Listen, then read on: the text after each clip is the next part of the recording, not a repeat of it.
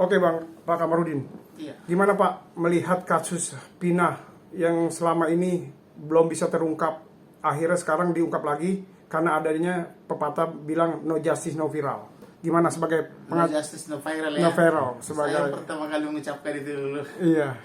Jadi no justice no viral.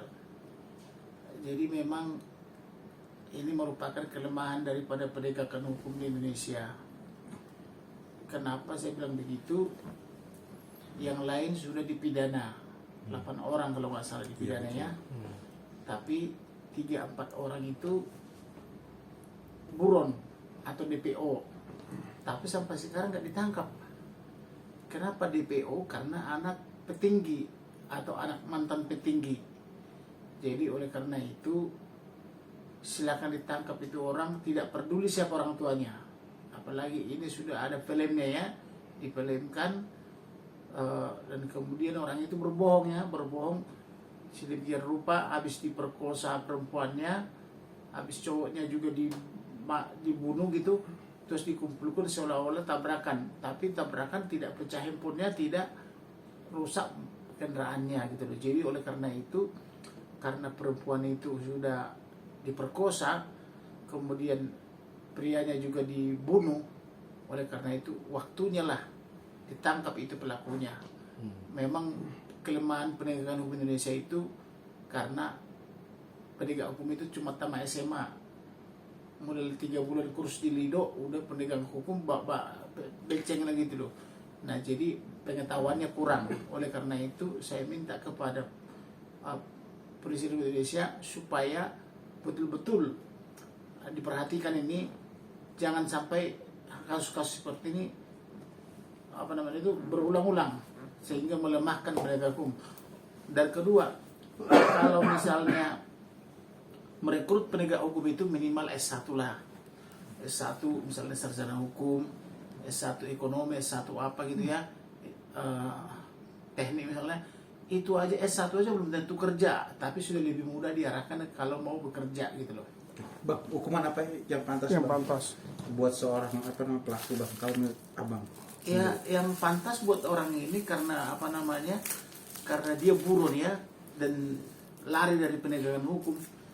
Ya, menurut saya sih hukuman mati. Hukuman mati buat orang itu. Kalau misalnya dia bertanggung jawab, bisa kena 284 ya kalau saya. Kalau dia bertanggung jawab. Tapi karena sama 340 sama 38 hukuman mati juga. Tapi karena orang ini benar-benar sudah lari dari penegakan hukum selama ini, benar-benar 340 ayat itu hukuman mati gitu loh. Oke, Bang. Cukup waktu yang lama ya 8 tahun untuk membongkar ini ya, Bang. Gimana tanggapan Pak Kamarudin sebagai seorang praktisi hukum melihat langkah-langkah apa yang harus diambil oleh keluarga saat ini? Karena kan keluarga kalau ini keluarga sih udah maksimum, udah melakukan berbagai macam cara. Kalau nggak salah rekan saya Hotman Paris Hutapea juga sudah minta Kapolri dan Kapolda Jawa Barat membuka. Demikian juga keluarga sudah kesana kemari memohon perlindungan hukum ya. Tapi ini penegak hukumnya yang main-main. Oleh karena itu saya minta penegak hukum Indonesia supaya tidak main-main, supaya memberikan rasa keadilan. Perlu ditindak juga nggak sih, Bang, oknum-oknum yang misalnya menghalangi atau mungkin bermain dalam kasus Vina ini, Bang? Ya, tentu harus ditindak. Kenapa? Karena orang itu tahu siapa pelakunya tapi menutupi. Yang menutupi pelakunya ini pasti orang-orang itu. Pasti punya power, minimal itu kanit atau kasat lah itu. Kalau bisa menutupi, tapi ini sudah diambil oleh Polda. Kanit sama Kasubdit sama dirinya itu harus diusut. Jangan-jangan Kanit sama Kasubdit sama dirinya itu tahu tapi ditutupi gitu loh. Terakhir mungkin ini, Bang, masukan, Bang, seperti apa mungkin seharusnya ini kan kejadian sudah menjadi konsumsi publik dan sudah menjadi viral ya. Artinya mungkin langkah apa aja sih sebenarnya yang harus dilakukan pihak keluarga nih untuk proses ini agar bisa secara maksimal bisa diproses, Bang, gitu. Agar maksimum ya. Iya, apa mungkin ada harusnya polisi transparansi dalam hal segala cara atau mungkin Iya, dengan presisinya Kapolri sekarang. Iya. ini harus dibongkar dan harus diusut. Jangan cuma presisi model kata-kata doang. Jadi presisinya itu atau betul-betul diusut, dituntaskan dan diberikan rasa keadilan, kemanfaatan dan apa namanya itu kepastian hukumnya kepada keluarga. Karena keluarga ini 8 tahun loh, 8 tahun menunggu dan pelakunya itu ditutup-tutupi oleh Kanit, oleh Kasubdit, oleh Dir. Karena biar bagaimanapun pasti tahu dia.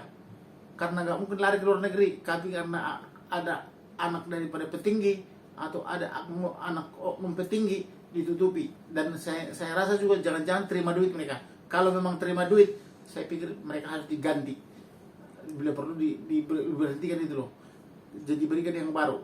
Jadi kalau memang mereka menerima uang karena uang itu mereka gelap mata, ya sebaiknya dipecat aja menurut saya gitu.